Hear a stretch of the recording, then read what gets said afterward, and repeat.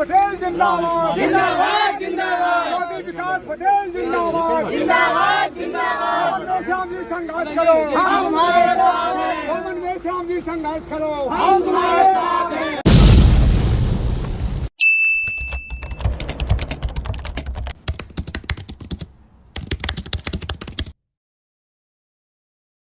नमस्कार, जोहार जय मूलवासी। मैं हूं विनोद कुमार देव। आप देख रहे हैं voice Republica, the voice of real representation.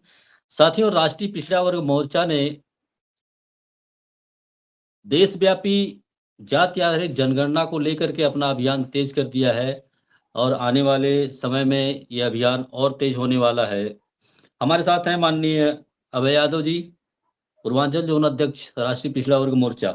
तो आइए जानते हैं कि क्या कुछ मुद्दे हैं उनके और ये आंदोलन बड़े पैमाने पर क्यों शुरू करना पड़ा है। तो सर, स्वागत है आपका हमारे चैनल पे। बहुत बहुत धन्यवाद सर जी। सर, आपका आंदोलन ये शुरू होने वाला है 2 तारीख से। तो क्या है इसके पीछे का मकसद? जी, इसके पीछे का मकसद यह है कि जो ओबीसी की जात आधारित जनगणना का मामला बहुत काफी दिनों से माननीय चौधरी विकास पटेल साहब जा रहा है, ये कई वर्षों से उठाया जा रहा है। अभी तक सरकार का कोई कुछ निर्णय नहीं लिया गया। सरकार निर्णय नहीं ले पाई क्योंकि ओबीसी का आबादी जो है 60 से आज के डेट में जनगणना हो जाए तो 60 से 65% की आबादी ओबीसी की है और बगैर ओबीसी के किसी की सरकार नहीं बन सकती है। ओबीसी के बगैर किसी की भी सरकार नहीं बन सकती है। तो इसलिए ओबीसी का जाति आधारित जनगणना और जाति आधारित जनगणना दोनों जरूरी है, क्योंकि जब तक आंकड़े नहीं मालूम होंगे तो कैसे किसी को पता चलेगा किसका कितना हिस्सा है किसका कितना नहीं है।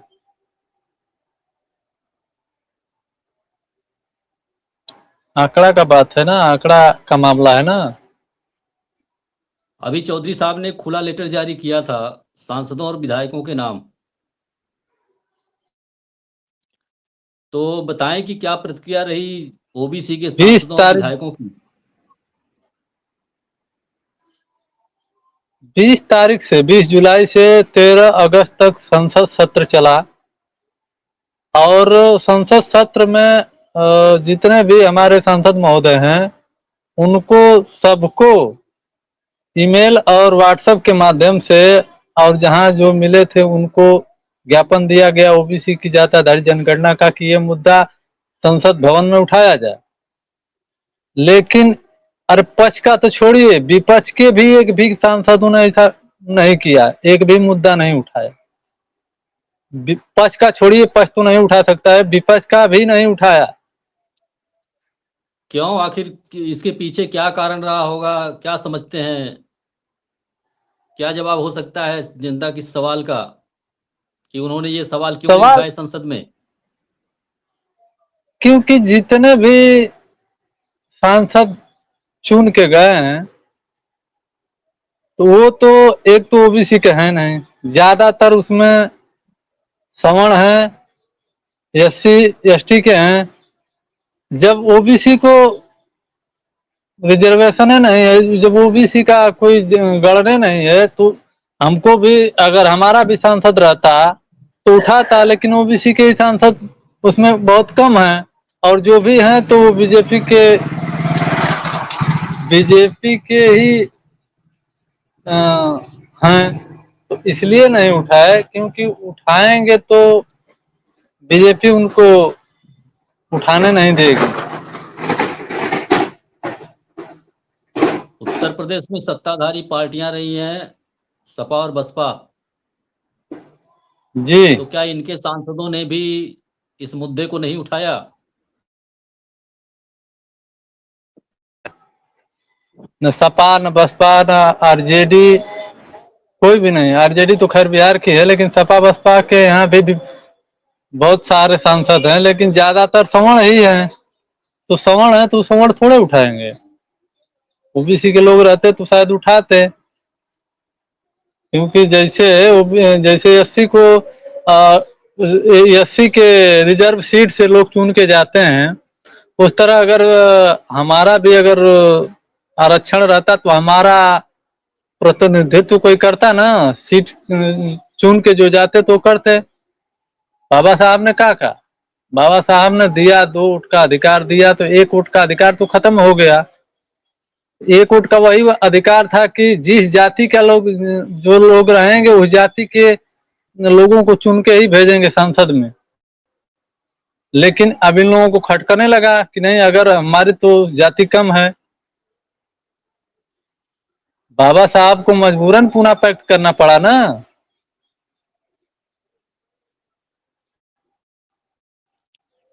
तो ये पूना क्यों? पैक्ट से चुनकर गए हैं, पूना पैक्ट से चुनकर गए हैं या ईवीएम से चुनकर गए हैं या आपके वोट से चुनकर के गए हैं? अगर आपके वोट से चुनकर गए हैं तो आपकी आवाज क्यों नहीं उठा रहे हैं? हमारे वोट से चुन के नहीं गए हैं, ये ईवीएम मशीन से चुन के गए हैं। जब तक ईवीएम मशीन का भी मुद्दा काफी अरसे से उठाया जा रहा है, भारत मुक्ति मोर्चा के द्वारा, माननीय बावन मेश्राम साहब के द्वारा और माननीय चौधरी विकास पटेल साहब के द्वारा इस मुद्दे को भी उठाया जा रहा है, ये मुद्दा भी इसमें शामिल है। जब तक ईवीएम रहेगी तब तक हमारे लोगों का हक अधिकार इसी तरह छीना जाएगा, इसी तरह मारा जाएगा, क्योंकि इन आखिर ईवीएम सांसदों से को ही चुन पता के है। जा रहे हैं, ईवीएम से ही चुन के जा रहे हैं, मगर हैं तो ओबीसी के, हैं तो पिछड़े, एससी एसटी भी पिछड़े हैं, ओबीसी भी पिछड़ा है। तो ये दोनों जब पिछड़े हैं तो ये पिछड़े वर्ग की बात को क्यों नहीं संसद में उठा रहे हैं? समझदारी जानकारी में अंतर, जानकारी नहीं है इनको, खैर जानकारी नहीं इसीलिए नहीं उठा रहे हैं, जानकारी रहता तो ऐसा थोड़े करते, जानकारी के अभाव में ऐसा कर रहे हैं लोग। और भारत में दो ही विचारधारा काम करती है, एक वामसेप की और एक आरएसएस की। तो जो वामसेप की विचारधारा को जानता है, समझता है, उस अगर वो चुन के जाएगा तो हो सकता है वो अपनी बात करे संसद में, विधानसभा में इस बात को उठाए। लेकिन सांसद सांसद आरएसएस की विचारधारा से जो चुन के जा रहा है, क्या वो आपकी बात करेगा, आपके अधिकार की बात करेगा? नहीं, सांसद होने का मतलब कि कानून बनाने का पावर उसके पास है, कानून बनाने में योगदान उसका है। जिन लोगों का तो कानून बनाने में योगदान है उनको, उसको आप ये बोल रहे हैं कि जानकारी नहीं है, समझदारी नहीं है, ये कहाँ तक सही है? बिल्कुल सही है। अगर जानकारी नहीं है, समझदारी रहता तो क्या ओबीसी का मुद्दा नहीं उठाते, ईवीएम का मुद्दा? इनको ये पता है कि हम ईवीएम से चुनाव जीत जाएंगे। अभी बंगाल में 40 लाख ईवीएम जल के खाक हो गई ना, नीचे और ऊपर के बीच में आग लगी, बीच का जो फ्लैट था उसमें आग लगी, उसमें ईवीएम जल के राख हो गई। तो इसका कहीं ना कहीं जांच होना चाहिए कि आखिर वो आग लगी कैसे। बहुत सारी समस्याएं हैं देश में, जैसे पहलगाम में हुआ हमला, उसका भी जांच नहीं हुआ, पुलवामा हुआ उसका भी नहीं हुआ, अभी आप सुन रहे हैं कि मंदिर में चोरी हो गया, उसका भी नहीं हुआ। तो आखिर ये कौन उठाएगा, इस बात को कौन उठाएगा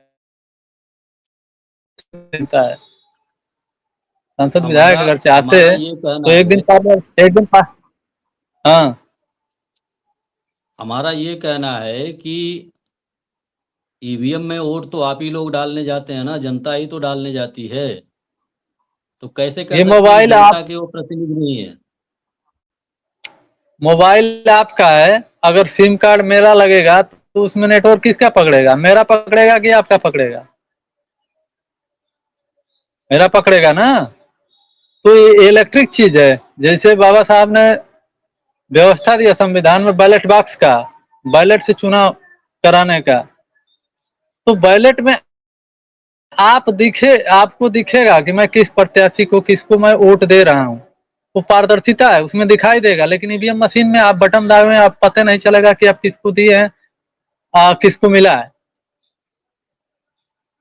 तो आपके लोग जब ईवीएम से चुनाव जो जीत है, जाते हैं तब आप गदर नहीं मचाते हैं, आपके लोग जब चुनाव जीत जाते हैं तब आप गदर नहीं मचाते हैं, जब आपके लोग चुनाव हार जाते हैं तब आप गदर मचाते हैं। ईवीएम में धांधली हो रही है, ईवीएम में धांधली हो रही है। हमारे हम कौन जीता, कौन हमारे लोग कौन जीते ओबीसी बताइए। ओबीसी कोई एससी जीता एसटी हो? के जो प्रतिनिधि हैं, ओबीसी एससी एसटी के जो सांसद विधायक हैं, वो लोग चुनाव जीत के जा रहे हैं ना ईवीएम से। तो जब हार जाते हैं किससे आप चुन लोग के तो जा उसके रहे बाद हैं? गदर मचाते हैं। ये बताइए किस पार्टी से जीत के जाते हैं? जाते हैं तो बीजेपी से ही जाते हैं ना, दूसरी पार्टी से तो जाते नहीं हैं। बोलिए। क्यों नहीं, सपा भी मैदान बीजेपी में से ही रहती है, वो। बसपा भी मैदान में रहती है, हाँ। और अन्य सारी तो पार्टियां हैं बसपा वो लोग भी बसपा मैदान में रहती हैं। बसपा तो 2007 के बाद 2027 आने वाला है, 20 साल हो जाएंगे बसपा को। और 2012 के बाद सपा नहीं आई, तो कहाँ से जीत के जाएंगे लोग? हमारे लोग कहाँ से जीत के जा रहे हैं?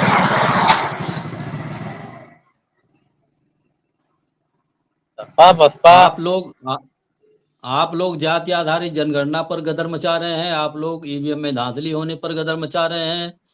जो लोग संसद में बैठे हुए हैं, जो लोग विधानसभाओं में बैठे हुए हैं, उन पर कोई असर नहीं पड़ रहा है। वो लोग ईवीएम से चुन के जा रहे हैं और जाते रहेंगे, और आप लोग बाहर हल्ला मचाते रहेंगे कि ईवीएम से धांधली होती है, ईवीएम से धांधली होती है। ऐसा क्यों है? इसीलिए तो ईवीएम मशीन का विरोध कर रहे हैं हम लोग, इसीलिए न कर रहे हैं। जो भी कानून पास हो रहा है, क्या ओबीसी एससी एसटी के हित में पास हो रहा है क्या? एक भी कानून बता दीजिए पास हुआ है। तो ये एससी एसटी क्यों ओबीसी नहीं के पास हो सांसद रहा? विधायक जो हैं, ये लोग क्या कर रहे हैं? इनको जानकारी नहीं है, इनको बस जीत के जाना है, इनको बस मलाई खाना है, कुछ करना तो है नहीं। इनको केवल पता है कि हमको हमारे पास पद रहेगा तो बस हम कर लेंगे। पावर पोजीशन में अंतर होता है, इनके पास पावर नहीं है, केवल पोजीशन है।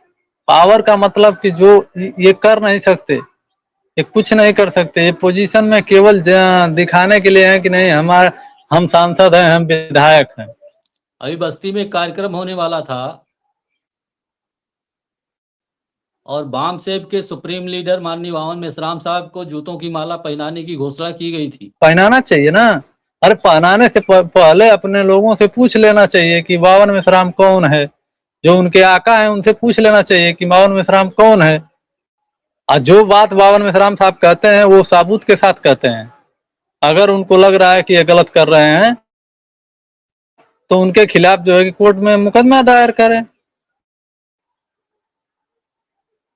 जो भी माला पहनाने की बात कर रहा है, जो भी उनके बात से आहत हो रहा है, जिनको भी दिक्कत हो रहा है, तो उनको तो अभियुक्त किया जाए। तो वावन मेश्राम साहब खुद बताएंगे, सबूतों के साथ बताएंगे कि हाँ क्या सही है क्या गलत है।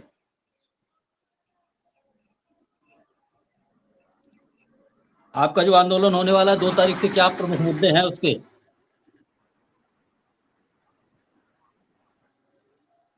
ओबीसी का ऑप्शन न देना।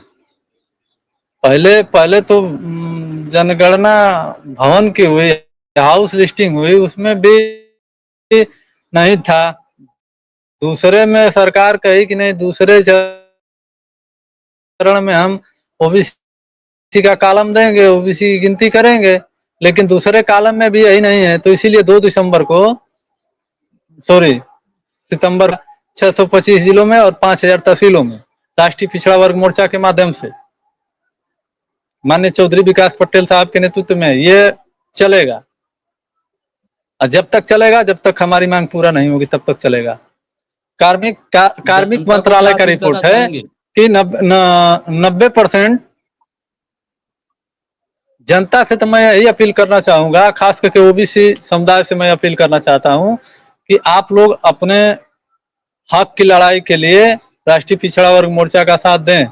क्योंकि आज देश को आजाद हुए 80 साल हो गए, लेकिन आज तक ओबीसी की गिनती नहीं हुई। कुत्ते की गिनती होती है, बिल्ली की गिनती होती है, मुर्गा मुर्गी की गिनती होती है, यहाँ तक कि जो जिन्हें समाज हिजड़ा कहता है उनकी भी गिनती होती है, लेकिन सब ओबीसी की गिनती नहीं होती है।